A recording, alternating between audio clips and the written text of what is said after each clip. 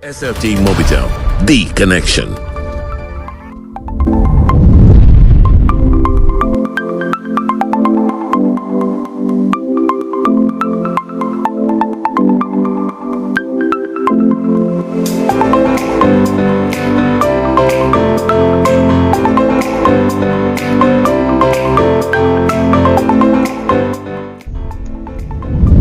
Router එක සකස් කරගන්නේ පළවෙනි පියවර තමයි රවුටර් එකට හම්බෙන SIM කාඩ් එක මේකට හයි කරගන්න එක.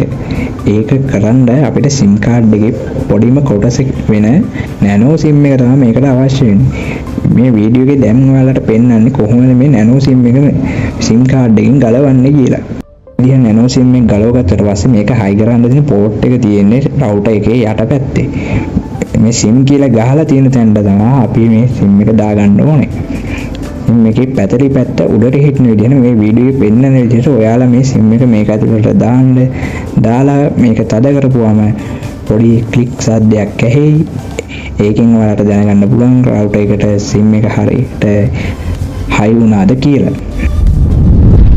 නෙට්වර්ක් කේබල් එක true ඉන්ටර්නෙට් ගන්න ඕන නම් අපි බලමු කොහොමද නෙට්වර්ක් කේබල් එක අපේ රවුටර් එකට හයි කරගන්නේ කියලා.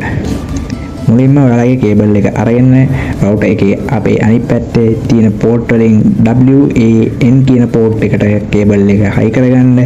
ඒ වගේම කේබල් එකේ අනිත් පැත්ත ඔයාලගේ PC එකේ හරි ලැප්ටොප් එකේ හරි නෙට්වර්ක් කේබල් එකේ ගහන්න දින පෝට් එකට ගහන්න. එතකොට ඔයාලට පුළුවන් නෙට්වර්ක් කේබල් එක true ඉන්ටර්නෙට් ගන්න.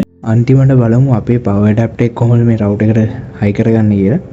රවුටර් එකේ අනිත් පැත්තේ පෝට් වල පවර් කියන පෝට් එකට තමයි අපි පවර් ඇඩැප්ටර් කේබල් එක කනෙක්ට් කරගන්න තියෙන්නේ. මේ විදිහට කේබල් එක කනෙක්ට් කරගෙන ප්ලග් එකට ගහලා පවර් ඔන් කරගත්තට පස්සේ අපේ රවුටර් එක ඔන් වෙනවා මේ බලා ගන්න පුළුවන්.